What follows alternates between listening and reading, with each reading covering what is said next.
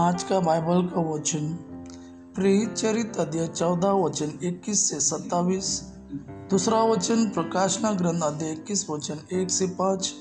और आज का सुसमाचार सन यूहन्ना के अनुसार अध्याय 13 वचन 31 से 35। प्रेरित चरित्र अध्याय 14 वचन 21 से 27। पौलुस और बरनबास लिस्त्रा और इकोनिया होकर अन्ताकिया लौटे।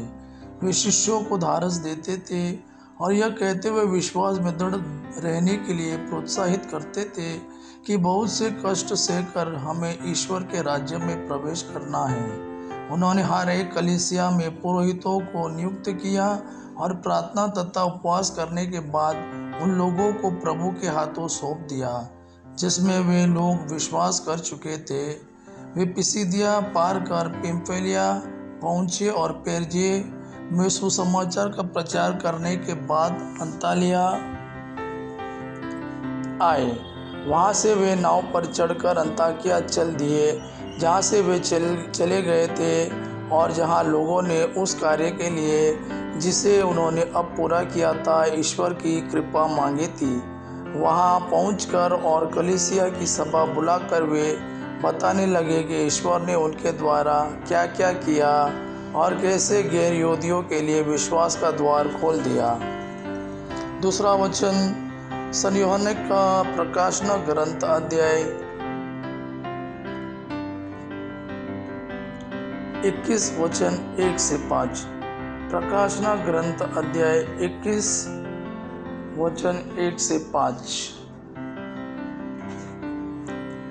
तब मैंने एक नया आकाश और एक नई पृथ्वी देखी। पुराना आकाश तथा पुरानी पृथ्वी दोनों लुप्त हो गए थे और समुद्र भी नहीं रह गया था।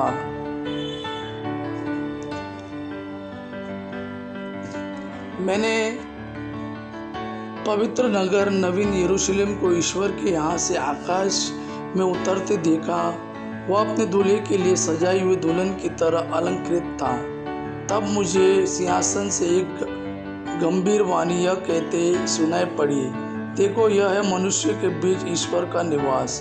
वह उनके बीच निवास करेगा, वे उसकी प्रजा होंगे और ईश्वर स्वयं उनके बीच रहकर उनका अपना ईश्वर होगा। वह उनकी आंखों से सब आंसू पोंछ डालेगा।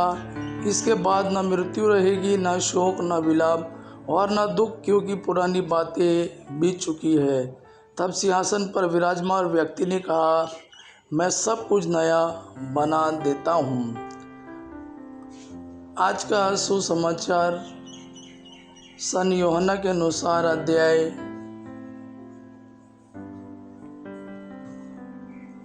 13 वचन 31 से 35।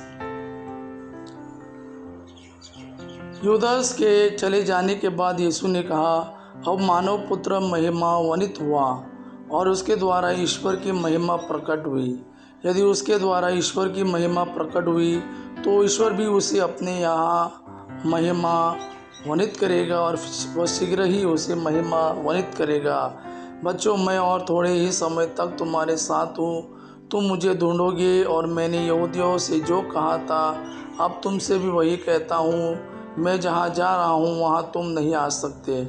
मैं तुम लोगों को एक नई आज्ञा देता हूँ, तुम एक दूसरे को प्यार करो।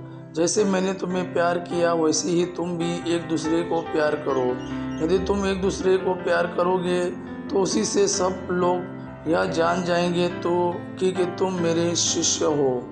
यह प्रभु का वाणी है। प्रभु को धन्यवाद। आपका पिता की महिमा और पुत्र यीशु का प्रेम आप पर सदा सर्वदा बना रहे। आमीन।